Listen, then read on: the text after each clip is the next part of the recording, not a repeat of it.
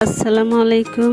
আমি শিল্পী মুস্তাফিজ। আজকে আমি আপনাদের সাথে শেয়ার করব তেলাপিয়া মাছের দো পেঁয়াজা।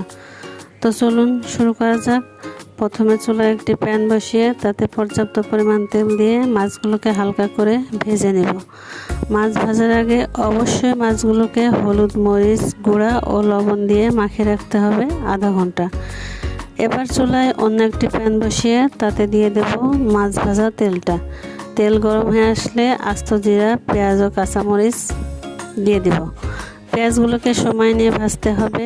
ভাজতে ভাজতে পেঁয়াজগুলো নরম হয়ে আসলে এবং পেঁয়াজের কালার লাল হয়ে আসলে দিয়ে দেব হলুদ, মরিচ, ধনিয়া গুঁড়া, লবণ ও তেজপাতা।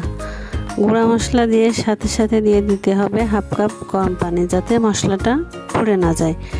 এবার মশলাটাকে ভালো করে কষাতে হবে। যখন মশলা থেকে তেল ছেড়ে দিবে তখন দিয়ে দিব পরিমাণ মতো গরম পানি।